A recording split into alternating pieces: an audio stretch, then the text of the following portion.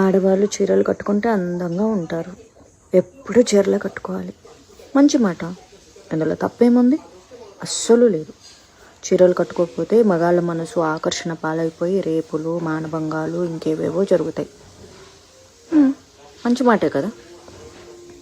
మగాళ్ళు కూడా చక్కగా ధోతీలు, పంచలు కట్టుకొని సంప్రదాయంగా బొట్లు పెట్టుకొని చాలా అంటే చాలా పద్ధతిగా త్రేతాయుగంలో తిరిగినట్లు తిరగండి. లేకపోతే ఆడోళ్లకు చంపేయాలనిపిస్తుంటుంది. ఇది కూడా మంచి మాటే కదా.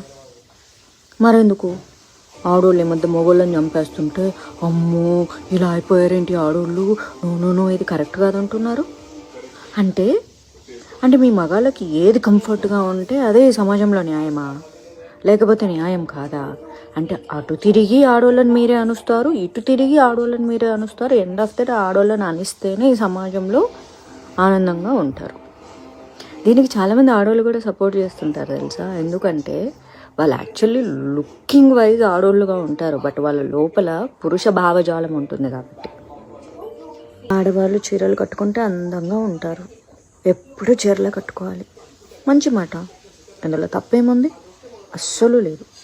చీరలు కట్టుకోకపోతే మగాళ్ళ మనసు ఆకర్షణ పాలైపోయి రేపులు, మానభంగాలు ఇంకేవేవో జరుగుతాయి. మంచి మాటే కదా.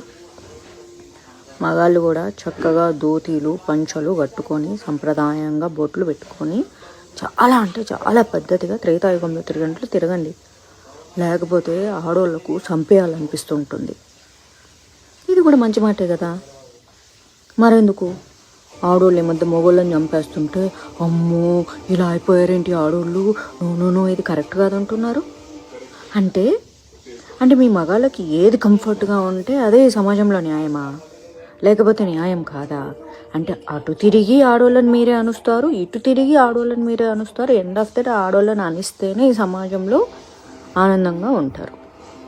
దీనికి చాలామంది ఆడవాళ్ళు కూడా సపోర్ట్ చేస్తుంటారు తెలుసా. ఎందుకంటే వాళ్ళు యాక్చువల్లీ లుకింగ్ వైజ్ ఆడోళ్ళుగా ఉంటారు, బట్ వాళ్ళ లోపల పురుష భావజాలం ఉంటుంది కాబట్టి.